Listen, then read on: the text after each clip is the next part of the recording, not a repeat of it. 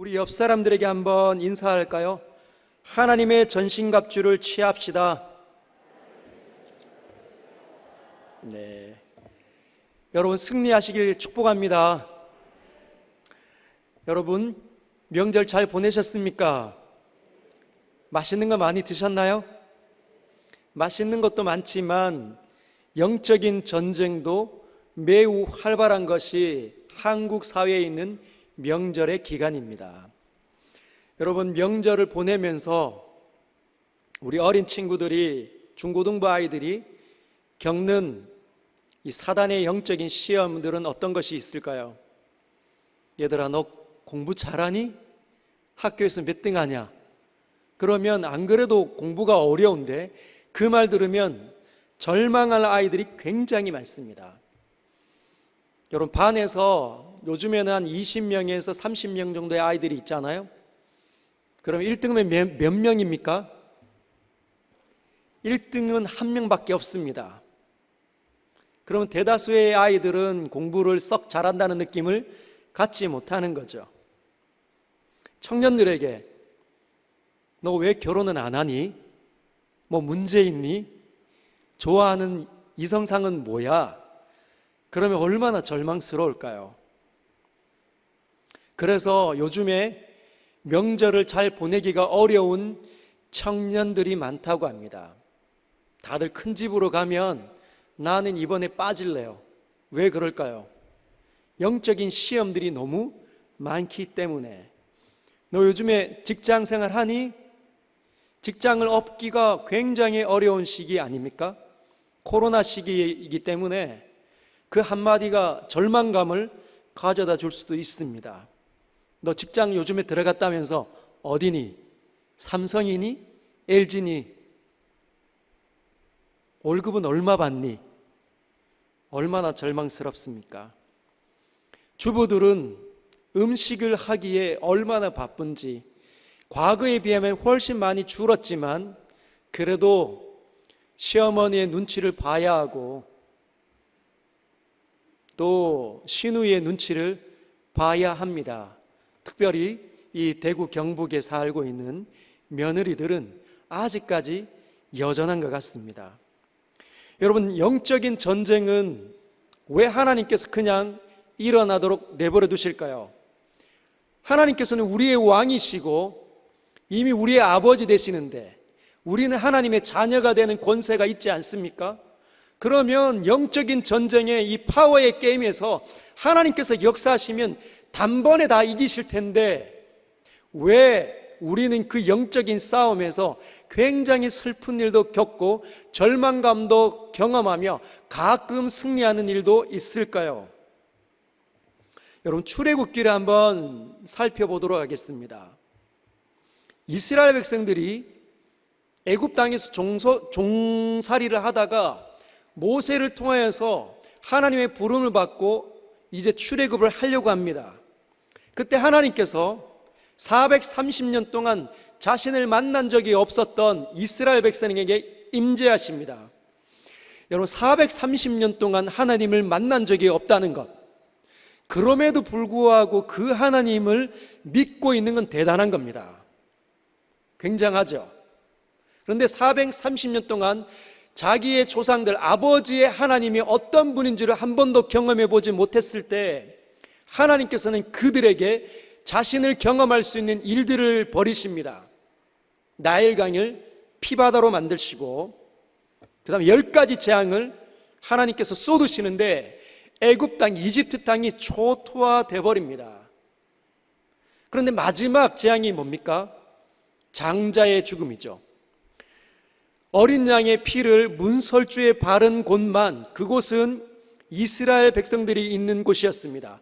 그 곳만 죽음의 사자가 지나가고 그 피가 발려지지 않은 이집트 애굽 땅에 있는 모든 가정들은 하나님의 이 죽음의 신이 들어가서 처음 난 사람, 장자들의 생명을 다 거두어 가버렸습니다.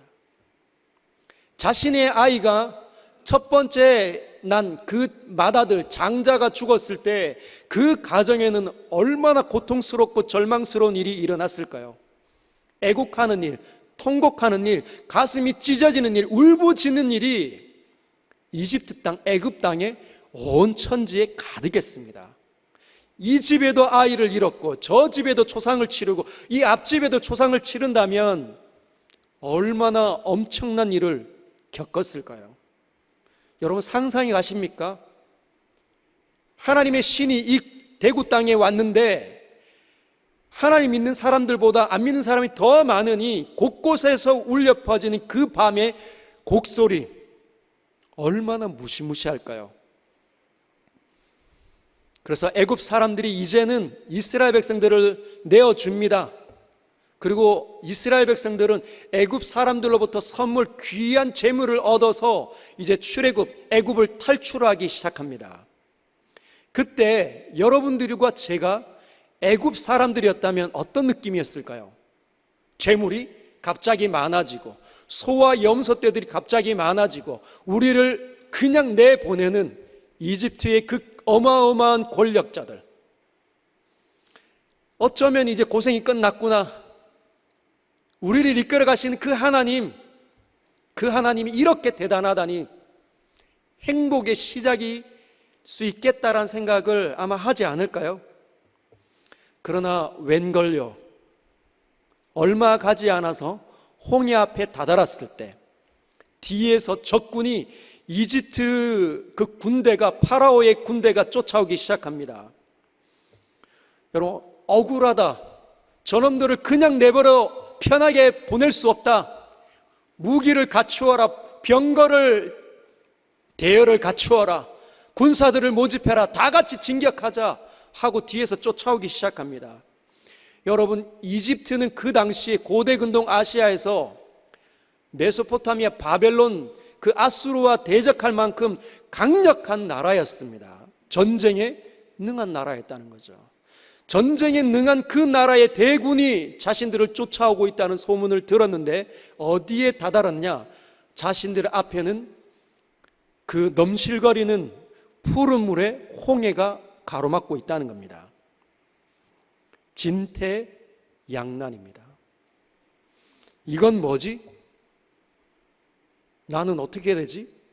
행복의 시작이 이제 열릴 줄 알았는데 여전히 고난과 역경이 자기에게 엄습하고 있는, 여러분, 우리도 마찬가지입니다. 우리가 예수님을 믿을 때 출애굽 사건과 거의 같지 않습니까? 영적으로 구원하는 거죠. 영적으로 종살이 했는데 우리를 여전히 이끌고 있었던 죄의 사슬로부터 하나님께서 우리를 해방시켜 주셔서 자유민, 하나님의 백성답게 살게 되었는데 여전히 우리를 괴롭히는 사람들이 있습니다. 악인들이 우리를 보면서 시기하는 거죠. 저와 여러분들이 행복해하면 행복해할수록, 바르면 바를수록 그걸 싫어하는 족속들이 생겨나게 되어져 있습니다. 여러분들이 그 자리에 있지 못하도록 그 자리를 끌어내리려고 애를 쓰는 존재들이 있습니다. 그런데 하나님께서는 그 악한 모든 사람들의 시기와 질투와 악한 마음까지도 이용하셔서 하나님 자기 자신이 누구인지를 우리에게 보여주고 싶어 하십니다. 이제 막 출애굽을 한 이스라엘 백성들에게 홍해를 가르시는 하나님의 위엄이 얼마나 큰지 보여주신다는 거죠. 내가 10가지 재앙 정도가 아니라 이 바닷물까지도 갈아서 벽으로 세워서 너희들을 지나가게 하는 전지전능함이 나에게 있도다. 여러분, 예수님을 영접하고 난 이후에 어떤 것들을 경험하고 있습니까? 하나님의 위대한 지혜와 능력을 경험하고 있습니까? 그걸 요청하십시오. 여러분들이 이제 막 예수님을 믿기 시작했다면 하나님, 저에게 역사해 주십시오. 하나님이 누구이신지, 하나님의 지혜와 능력이 얼마나인지 저에게 보여주십시오. 그렇게 기도하십시오. 초신자들에게는 하나님 번개같이 역사하십니다. 홍해를 가르고 나면 고생이 끝나고 이제는 꽃길만 걸을 것 같지만 여러분, 그렇지 않습니다. 갈증이 일어나고 목마름이 시작되고 배고프기 시작하고 그래서 원망과 불평이 일어나기 시작합니다. 하나님을 이제 알기 시작했는데도, 경험하기 시작했는데도 사람의 기본적인 욕구가 장애물이 되어서 우리에게 시험거리가 될 수 있다는 거예요. 우리가 예수님을 믿으면서도 우리 안에 여전히 붙어있는 기본적인 욕구, 먹고 사는 것 때문에 두려워하고 절망할 수 있다는 겁니다. 여러분, 왜 하나님께서는 이런 영적 전쟁을 이스라엘 백성들, 출애굽하는 이스라엘 백성들에게 허락하실까요? 그 이유는 이스라엘 백성들이 아직 하나님을 아는 지식이 없기 때문입니다. 고난과 역경을 만날 때, 두려움 가운데 떨어질 때마다 하나님께서 번개같이 역사하셔서 자신이 누구이신지를 계시하신다는 거죠. 보여주신다는 겁니다. 그 말은 친절하게 관계를 맺고 인도하고 계시다는 뜻입니다. 우리에게 이자들도 이렇게 깊은 영적인 싸움이 있는 이유는 하나님께서 우리를 단련시키시고 자라게 하시고 이끌어 가시고 성숙시켜 내고 싶어 하시기 때문이라는 거죠. 내가 뭘 잘 못하는지, 내가 뭘 잘하고 있는지 그 경험을 통해서 배우고 성장하고 자랄 수 있도록, 그래서 강해질 수 있도록 하나님께서 지금 마귀 사탄의 공격을 그냥 내버려 두신다는 겁니다. 그러면 우리는 무엇을 해야 할까요? 자라야 되겠죠. 지난주에 우리가 뭘 배웠습니까? 진리의 허리띠로 띠를 띠는 겁니다. 이렇게 거추장스러운 원피스 같은 옷을 입었을 때 전쟁에 나아가서 잘못하면 그 옷 때문에 밟혀서 앞으로 거꾸러지는, 싸우지도 못하고 적군의 칼날에 죽을 수밖에 없는 어리석은 가운데 떨어지지 않도록 하나님께서 띠를 띠어야 되는데, 무슨 띠로 띠를 띠어야 되냐? 진리로 너희 허리띠를 띠어야 된다. 하나님을 아는 지식, 그리스도를 아는 지식, 구원은 어떻게 이루어졌는지, 오늘 우리 어린 친구들이 나와서 많이 찬양하고 율동하고 영광을 올려드렸는데, 그 어린 아이들에게 하나님의 말씀을 가르쳐 줄 만큼 여러분들은 잘 알아 있는지, 이 아이들의 부모들은 잘 기억하십시오. 나는 하나님에 대해서 해박한지, 하나님께서 왜 이 세상을 지으셨는지, 인간은 어떻게 타락을 했는지, 어떤 모양으로 절망스럽게 떨어졌는지, 아이들에게 무엇을 가르쳐 줄 수 있는지 여러분을 갖추어야 합니다. 그러지 못하면 영적인 싸움이 오면 이 아이들의 엄마 아빠는 어김없이 절망하고 두려움 가운데, 걱정 가운데 떨어질 겁니다. 틀림이 없습니다. 전쟁 해보지도 못하고 지는 거죠. 두 번째는 의의 호심경을 가져야 된다. 우리가 절망하고 두려워할 때, 네가 집사냐, 그러고도 엄마 아빠니, 네가 그러면서도 장로냐, 권사냐, 목사냐라고 말할 때 우리는 뭘 가지고 있어야 합니까? 나의 의가 아니라 예수 그리스도의 의로 하나님의 자녀가 되었음을 다시 한 번 더 기억해내야 전쟁에서 이길 수 있다는 거예요. 여러분, 명절 때 영적인 전쟁에서 이기셨습니까? 이기신 분들은 이 자리에 나오셨겠죠. 아니면 실패했지만 다시 회복하고 싶어서 나오신 분이 있을 수 있습니다. 그러나 영적인 전쟁에 대패하면 나올 수 없습니다. 영적인 전쟁에서 대패했다는 말은 절망의 나락으로, 두려움의 나락으로, 또는 불신의 나락으로 떨어졌다는 겁니다. 하나님이 나와 함께하고 있지 않는구나. 하나님께서 나와 함께 하셨다면 나를 이렇게 고통스럽게 내버려 둘 리가 없지, 이렇게 절망하도록 내버려 둘 리가 없지.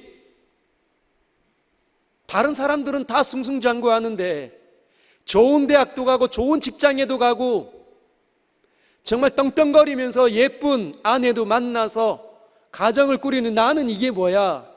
그런 사람은 절망의 나락으로 떨어졌습니다. 의의 호신경을 붙여야 되는데 붙이지 못했기 때문에 적군이 찌르는 그 창에 심장이 관통당하면 쓰러지는 겁니다. 여러분, 승리하셔야 됩니다. 영적인 전쟁은 날마다 일어난다는 거죠. 우리의 감정이 날마다 기복이 심하다는 것은 우리의 이 기복이 심한 기질을 영적인 어둠의 영은 번개같이 알고 있다는 겁니다. 그래서 강해지지 못하면 우리는 지는 겁니다. 적군은 우리에 대해서 너무 잘 알기 때문에 늘 승리할 수 있죠. 그러나 우리는 적군에 대해서 너무 잘 몰라요. 지피지기면 백전백승, 백전불패돼야 되는데 안 된다는 거죠. 적군이 있는지도 모르기 때문에. 그만큼 믿음이, 예수님을 믿고 난 다음에 믿음이 현저하게 약해져 있다는 겁니다. 오늘은 15절과 16절에 있는 말씀으로 어떤 부분을 갖춰야 되는지 알아보도록 하겠습니다. 우리 15절 같이 한번 읽어보도록 하겠습니다. 시작. 평안의 복음이 준비한 것으로 신을 신고, 15절만. 여러분, 평안의 복음이 준비한 신을 신어야 된다고 합니다. 여러분, 복음인데 이 복음에 미사여구가 있죠. 어떤 복음입니까? 평안의 복음입니다. 평안의 복음. 그리고 이 평안의 복음이 신으로 우리에게 다가온다는 거예요. 평안의 복음이 가져온 것이 우리에게 신처럼, 신발처럼 여겨지는 유익이 있다는 겁니다. 여러분, 신은 발을 보호하는 겁니다. 발을 보호하는 거. 여러분, 전쟁할 때 맨발로 싸우는 사람과 강력하고 튼튼한 신발을 신고 싸우는 사람과 누가 이길 수 있을까요? 누가 더 유리합니까? 네, 신발을 신고 있는 사람이 유리합니다. 맨발이면 나무가지에 밟히면 찔리죠. 그럼 피가 납니다. 그리고 또는 자갈에, 날카로운 자갈에 발이 베이면 전쟁도 해보지 못하고 그냥 주저앉게 되어져 있습니다. 걸을 수 없는 거죠. 그 말은 이제 적군을 향하여 달려갈 수도 없고 이제 수비를 하더라도 밀릴 수밖에 없는, 주저앉아서 싸울 수밖에 없는 굉장히 위태위태한 상황이 신발이 없는 사람들의 특징입니다. 그런데 이 복음이 이 신을 가져다 주는데 어떤 것을 가지고 오냐? 평화의 복음이 준비한 것. 여러분, 이 평화라는 말은 한번 따라할까요? 샬롬과 같은 단어입니다. 어떤 헬라어 원문이 쓰여졌냐면 한번 보여주십시오. 에이레네. 한번 따라하겠습니다. 에이레네. 여러분이 일전에 하나님 나라 하면서 들으셨던 그 본문 가운데 있었던 단어가 에이레네인데, 하나님의 나라는 먹는 것과 마시는 것이 아니요 오직 성령 안에 있는 의와 평강과 희락이라 할 때, 그때 평강이 바로 에이레네입니다. 오늘 본문은 뭐라고 쓰여져 있어요? 평안. 평강과 평안, 이것은 히브리어로 샬롬, 헬라어로 에이레네입니다. 에이레네. 우리가 샬롬하고 인사하죠. 한번 해볼까요? 샬롬. 이 샬롬은 안녕하세요 이런 뜻입니다. 안녕하십니까 여러분, 이럴 때 샬롬 하십니까? 또는 평강하십니까? 평안하십니까? 이란 뜻인데, 이 평강과 평안은 평화라는 뜻이에요. Peace.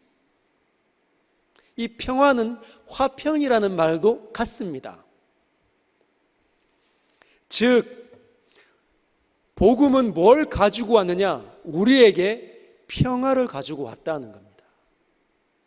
나에게 평화를 가지고 온 거죠.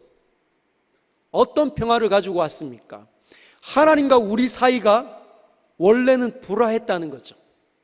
우리를 보실 때 하나님은 원래 미워하셨던 분이십니다.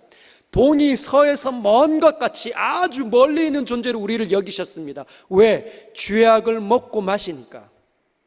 어릴 때부터 거짓말하고 어릴 때부터 싸우고, 오늘 우리 앞에서 그렇게 예쁘게 찬양한 아이들이 우리 잘 알고 있죠.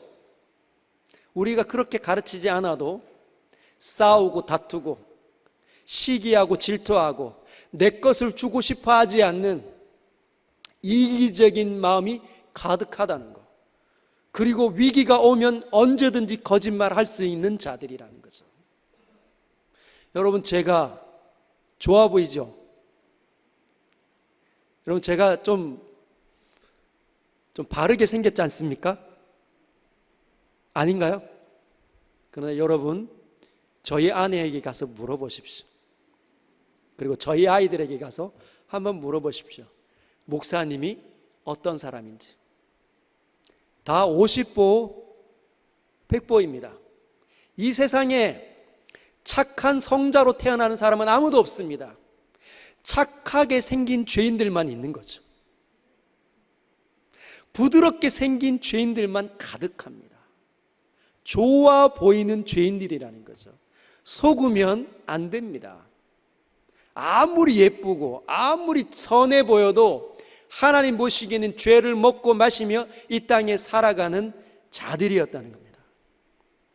여러분, 하나님께서 이 세상을 만드시고 사람을 창조하셔서 이 세상을 맡겼습니다. 근데 어릴 때부터 죄악을 먹고 마시면 하나님께서 마지막에 불러서 뭘 요구하실까요? 여러분, 하나님께서 우리를 사람으로 창조했다는 건 엄청난 사건입니다. 여러분들이 짐승이 아니라 소나 돼지나 개나 고양이 같이 그런 동물로 태어나지 않고 사람으로 창조됐다는 것은 엄청난 기적입니다. 독특한 은혜라는 거죠.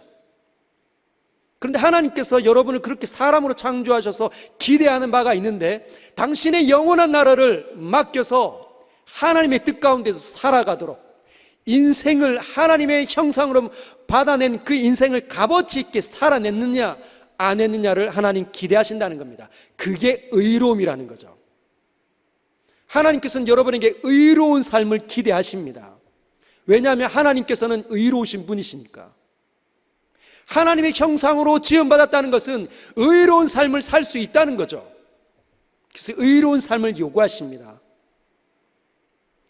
그런데 우리가 어릴 때부터 죄악된 삶을 밥 먹듯이 살아왔는데 어떻게 의로움을 하나님께 올려드릴 수 있겠습니까?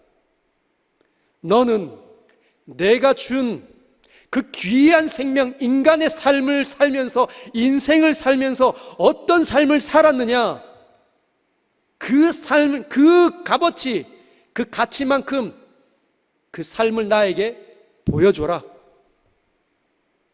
아무도 보여줄 수 있는 사람이 없다는 거죠.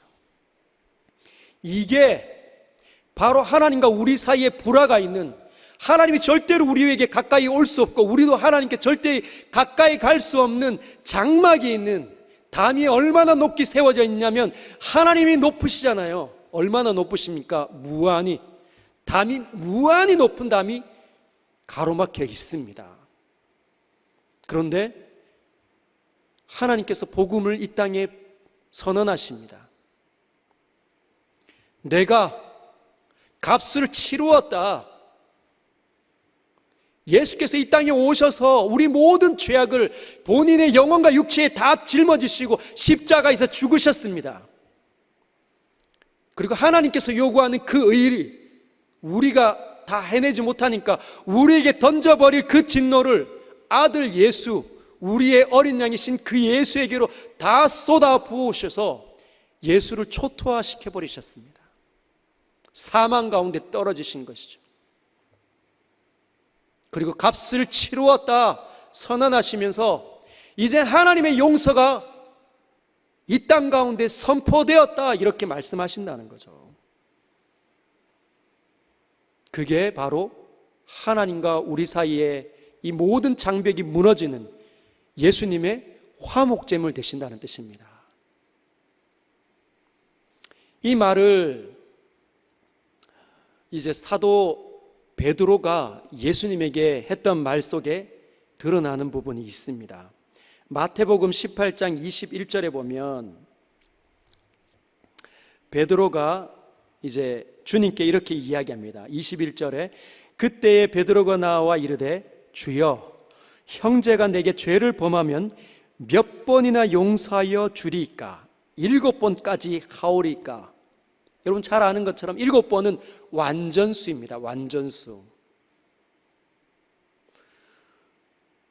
용서를 7번 정도 하면 제가 완벽하게 해준 거죠.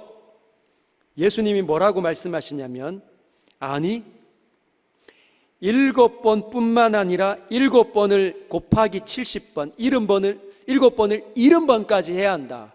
77이 49, 490번까지 해야 한다는 겁니다. 7번 정도가 아니라 490번. 여러분 같은 일로 몇 번까지 용서해 보셨습니까? 490번 해 보셨습니까? 해 보시길 바랍니다. 그러면서 예수님이 뭘 비유하시냐면 23절에 그러므로 천국은 그 종들과 결산하려 하던 어떤 임금과 같으니 결산할 때 10,000달란트 빚진 자 하나를 데려오매. 여러분 여기에 10,000달란트 얼마 빚졌다고요? 10,000달란트 빚졌습니다. 그 당시에 1달란트는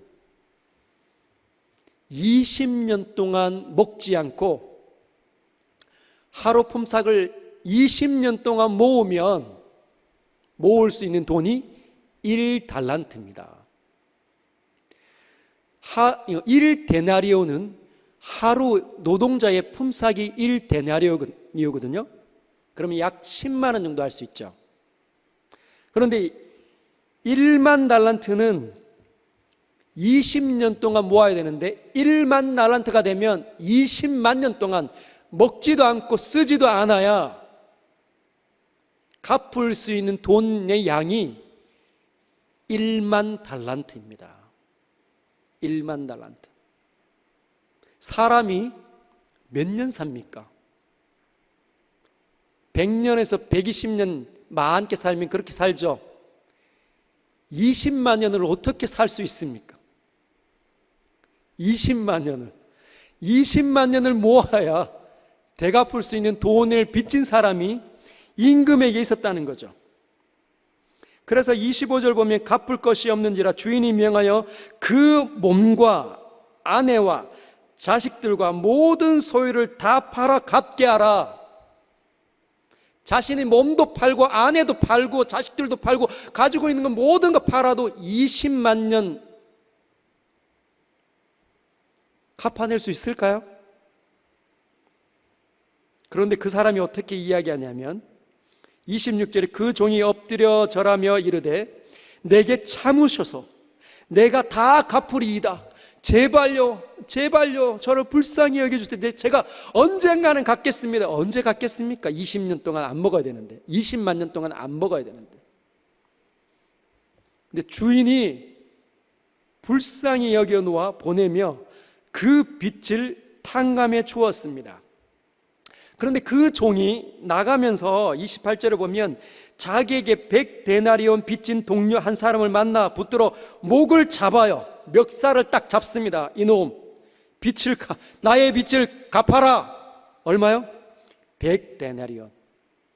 100일 정도 안 먹고 모으면 갚을 수 있는 돈 자기에게 빚졌다는 거죠. 야, 너 갚아. 그랬더니 그 동료가 또 간구해서 이릅니다. 29절 보면 나에게 참아주소서 갚으리라. 제발요 한 번만 참아주세요. 제가 꼭 갚을게요. 그런데 그 사람이 30절에 허락하지 아니하고 이에 가서 그가 빚을 갚도록 옥에 가두어 버립니다. 경찰에 신고해서 감옥에 던졌다는 거죠. 그런데 그 동료들이 그걸 보고 몹시 딱하게 여겨 주인에게 가서 그 일을 다 고합니다. 저 사람이 자기에게 탕감받은 일을 기억하지 못하고 자기에게 빚진 사람에게 못되게 하던 걸 우리가 다 보았습니다. 주인이 부릅니다. 악한 종아, 네가 빌기에 내가 내 빛을 전부 탕감하여 주었거늘 내가 너를 불쌍히 여긴과 같이 너도 내 동료를 불쌍히 여김이 마땅하지 아니하냐 하고 그 주인이 노하여 그 빚을 다 갚도록 그를 옥졸에게 넘기니라. 이 얘기를 한다는 거죠. 용서에 비유했습니다. 여러분, 하나님께서 우리 사이에 막혀있던 담, 우리에게 요구하셨던 그 의, 우리가 빚져 있는 그 빚은 20만 년 평생 안 먹고 다 모아도 갚을 수 없는 돈입니다. 하나님께서 내가 용서했다, 내가 값을 치루었다는 것은 그런 정도의 의미라는 거죠.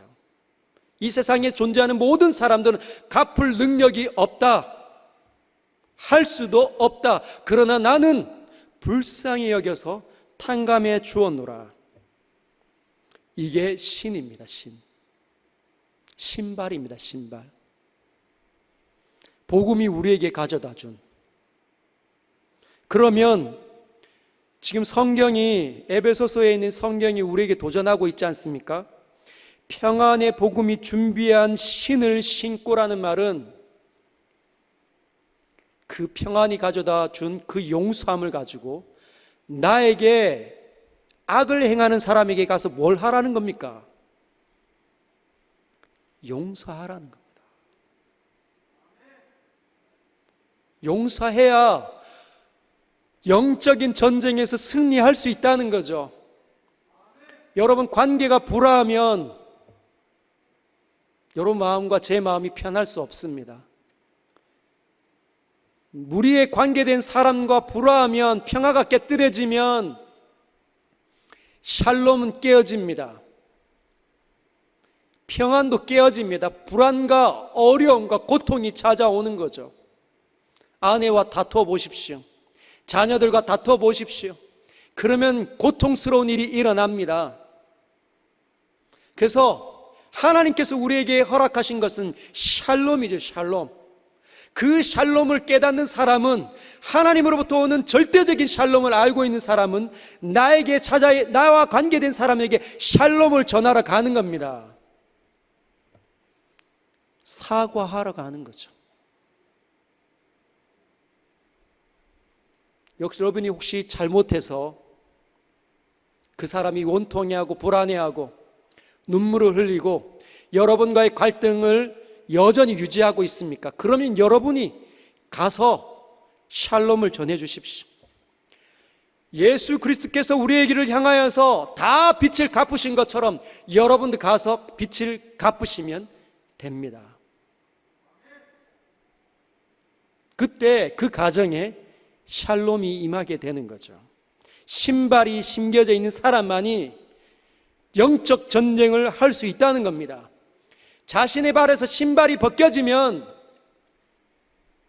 절대로 평화의 사도가 될 수 없습니다.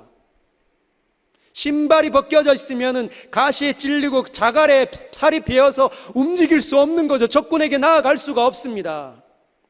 싸움에서 늘 대패하는 거죠. 여러분이 정말 용서를 안다면 20만 년 동안 갚아야 되는 그 빚을 탕감받았다고 인정이 된다면 여러분에게 악을 행한 사람들을 용서하셔야 합니다. 나는 못한다. 아직까지 위대한 복음이 얼마나 나에게 영광스럽게 화평을 가져다 주는지 잘 모르는 거죠. 진짜 깨닫는다면 그 일에 행하게 된다는 겁니다. 그리고 나에게 용서를 구하는, 사과하는 사람 용서할 수 있게 됩니다. 여러분, 정말 내 마음을 핥힌 사람에게 가서 사과한다, 관계로 회복하기 위해서 손을 내민다, 이건 불가능한 일입니다. 누구만이 할 수 있죠? 복음을 경험한 사람만이 할 수 있는 겁니다. 우리의 죄를 용서받았다는 사실을 자각하는 사람만이 나에게 죄를 행하는 사람 용서할 수 있다는 거죠. 두 번째는 모든 것 위에 16절에 보면 모든 것 위에 믿음의 방패를 가지고 이로써 능히 악한 자의 모든 불화살을 소멸하고, 어떤 전신갑주가 소개되고 있냐면 믿음의 방패를 가져야 된다고 합니다. 한번 따라할까요? 믿음의 방패를 소유하자. 여러분, 믿음의 방패 있습니까? 어디 있습니까? 있어요? 혹시 악한 자, 악한 영의 이 불화살이 여러분에게 날아올 때마다 혹시 타고 있지는 않습니까? 넘어지거나 무너지면 그 사람은 믿음의 방패를 소유하는 게 아닙니다. 혹시 세상에 던지는 말들 있죠? 사람들이 던지는 말들. 우리 명절 때 청년들에게 아직까지도 결혼 안 했니? 그 사람이 악인이 아닙니다. 그냥 할 수 있는 말이에요. 그 말에 보이지 않는 영적인 존재가 불화살을 당겨서 쏘면, 여러분들이 팍 맞으면, 여러분의 약한 기질을 향하여서 맞으면 어떻게 될까요? 화가 치밀어 오르고 또 삼촌 또 저런다. 다시는 만나나 보라. 다시는 이 명절에 사람들 만나나 봐라. 그렇게 이야기하는 거죠. 그러면 고통스럽고 관계는 또 다시 깨뜨려지고 어둠 가운데로 숨게 되고 걱정이 찾아오고 절망이 찾아올 수도 있습니다. 하나님을 향하여서 원망하고 불평하면 그 사람은 불화살을 맞은 겁니다. 믿음의 방패를 가지고 있는 게 아니에요. 그래서 하나님을 의심하는 거죠. 하나님은 선하지 않으셔. 하나님이 좋으신 하나님이라고 하시면서 늘 나는 이렇게 홀대하신단 말이야. 하나님 뭘 기대하신다고요? 잘 알아야 된다. 하나님 은혜를 늘 주시지만 악한 자와 함께 더불어 싸울 수 있도록 영적인 강한 군사가 되기를 하나님 기대하고 바라신다는 거죠. 늘 어린 영적인 어린아이 수준에 머무르면 안 됩니다. 제가 늘 뭐라고 얘기합니까? 어린아이들은 엄마 사탕 까줘. 어린아이일 때는 사탕 까주죠. 그래 아빠가 까줄게 해서 먹여줍니다. 초등학교 아이들이 와서 아빠 사탕 까줘 하면 네가 할 수 있잖아. 그런데 아빠가 해줄게. 까주죠. 중고등학교 아이들이 와가지고 아빠 사탕 까줘 하면 절망스럽습니다. 얘가 이 세상에 나가서 싸울 수 있고 세상을 능히 감당할 수 있을 만큼 안 자랐구나. 불안한 거죠. 이게 다 컸는데 또 들고 와서 아빠 사탕 까줘. 기가 막히죠. 이 장년이 되어서 이 중년의 사람이 됐는데 할머니 된 엄마에게서 엄마 사탕 까줘 이러면 뭐라고 해야 될까요? 하나님 앞에 가서 하나님 도와주십시오, 도와주십시오 할 게 있고 내가 할 게 있습니다. 하나님의 도우심과 하나님을 의지할 일이 있고 내가 해야 할 일이 있다는 거죠. 이 땅에 있는 수많은 사람들이 믿음을 갖춰서 영적인 싸움을 해야 되는, 그래서 세상을 능히 감당해내고 사람들 복음으로 양육해낼 수 있는 사람들을 자라야 합니다. 그러려면 믿음의 방패를 가지고 있어야 합니다. 영적인 싸움에서 늘 불화살을 당겨서 수도 없이 쏘는 거죠. 여러분, 불화살이 날라오죠. 그냥 화살이 날라오는 것보다 불화살이 날라오면 몸에 맞든지 이렇게 갑옷에 맞든지 아니면 나무 방패에 맞든지 맞으면 불이 탑니다. 그러면 영적인 이 군사들이 모여 있다가도 불이 타면 이것 때문에 이 강력한 진이 흩어지겠죠. 흩어집니다. 불화살에 맞으면 갈등이 생기고 그 분열이 일어나고 틈이 생기면 그 조직은 무너지게 되어져 있습니다. 타지 않는, 여러분들이 가지고 있는 이 방패는 어떤 종류인지 한번 살펴보십시오. 나는 나무인지, 아니면 뭔가 정말 이 화살 이렇게 그냥 모양만 있는, 중간에 뻥 뚫려 있는, 이렇게 막았는데 늘 방패인 줄 알고 막았는데 늘 불화살이 날라오는, 뚫고 날라오는 그런 종류의 방패인지, 아니면 스테인리스 강력한 비브라늄, 여러분 비브라늄 아십니까? 잘 모르시군요. 마블 그 영화에 보면 캡틴 아메리카라는 사람이 있습니다. 그 사람이 가지고 있는 그 방패가 비브라늄으로 만들어진 방패인데, 이 지구에 있는 무기로는 절대로 깨뜨릴 수 없는 재질로 만들어졌습니다. 여러분들이 가지고 있는 재질은 어떤 겁니까? 어떻게 해야 비브라늄 같은 또는 엄청난 재질의 방패가 될 수 있을까요? 믿음이 강력해질 수 있을까요? 로마서 10장 17절에 비밀이 있습니다. 같이 한번 읽어볼까요? 로마서 10장 17절 시작. 그러므로 믿음은 들음에서 나며 들음은 그리스도의 말씀으로 말미암았느니라. 할렐루야. 여러분, 믿음은 들어야 합니다. 여러분, 오늘 이렇게 이 밤에 오셔서 하나님 말씀을 듣고 해석이 되니 뭔가가 감각이 생겨나죠. 영적인 전쟁이 있는 것도 생각이 나고, 내가 뭘 갖춰야 되는지도 생각이 나고, 내가 무엇이 부족한지도 생각이 납니다. 들어야 믿음이 생겨난다는 뜻이에요. 근데 아무거나 들어야 믿음이 생겨나는 게 아닙니다. 그리스도의 말씀을 들어야 믿음이 생겨난다는 거죠. 여러분, 그리스도의 말씀, 이 성경책을 부지런히 읽으십시오. 여러분, 정말 가까이 하십니까? 가까이 하십니까? 지금 200명이 가까운 사람이 이 가을에 서연교회 묵상학교를 지원해서 지금 애를 쓰고 있습니다. 첫째 주가 지나고 둘째 주가 지나가면서 여러분, 올라온 거, 화요반에 있는 여러 사람들, 우리 목사님들이 화요반에 있는 그 사진 캡처한 것들을 저에게 보내주시고, 목요반에 있는 그 나눔도 저에게 알려주셨는데, 서연교회에 얼마나 많은 분들이 말씀 가운데 깊이 들어가고 있는지 확인할 수 있었습니다. 여러분, 일주일 동안 한 본문을 집요하게 하나님께 물으며 기도하며 연구해 본 적 있습니까?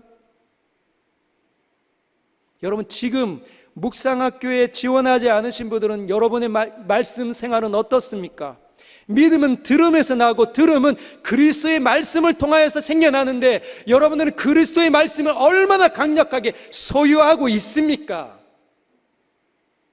소유하고 있지 못하기 때문에 영적인 전쟁에서 늘 대패하는 것 아닙니까? 여러분, 말씀을 읽으면 이 세상이 우연이 되지 않았다는 사실부터 자각하게 됩니다.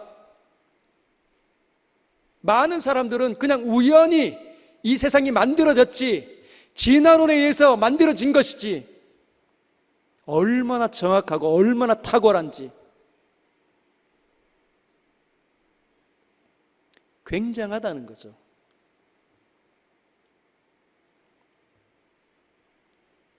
하나님이 계시고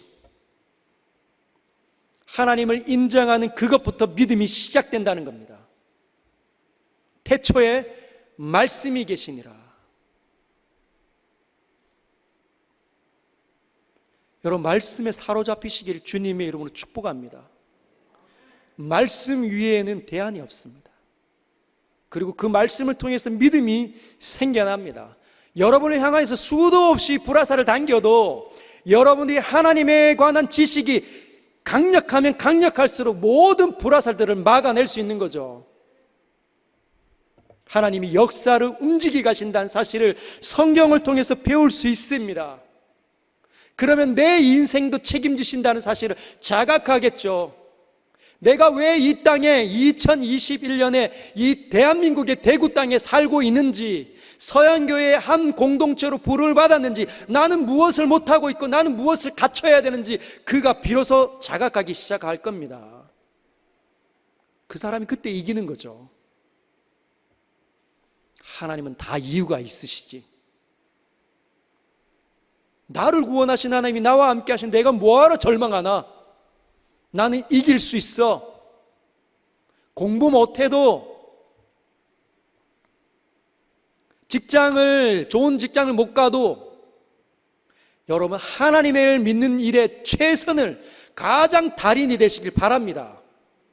근데 우스운 건 세상에 성공도 없고 공부도 못하고 직장도 못 들어가고 게으르고 나태하며 하나님을 믿는 일에도 가장 꼴찌인 사람들이 얼마나 많은지 몰라요. 제가 지금 세상에서 꼴찌해도 하나님에 대해서 꼴찌하라는 말이 아닙니다. 여러분, 하나님에 대해서 꼴찌하면 아무것도 아닙니다. 세상에서 1등을 하든지 세상에서 꼴찌를 하든지 하나님의 믿는 믿음에서 절망스러우면 그 사람은 아무것도 갖지 않은 사람처럼 살게 됩니다. 그러나 어릴 때부터 여기에 있는 청년들이 믿음에 가장 탁월하고 믿음도 가장 좋고 하나님도 가장 잘 믿어서 하나님으로부터 모든 선함이 나타나고 말과 행동의 균형과 조화, 질서의 아름다움이 나타나면 그 사람은 눈에 띄게 되어져 있어요. 대학을 못 가도 하나님이 그와 함께 할 겁니다. 그러면 그 사람은 세상을 능히 감당해낼 수 있는 담대함이 있고 가정을 이끌 수 있고 자신감이 넘치며 그 옆에 모든 조화로움들이 뒤따라가기 때문에 좋은 신랑감이 됩니다.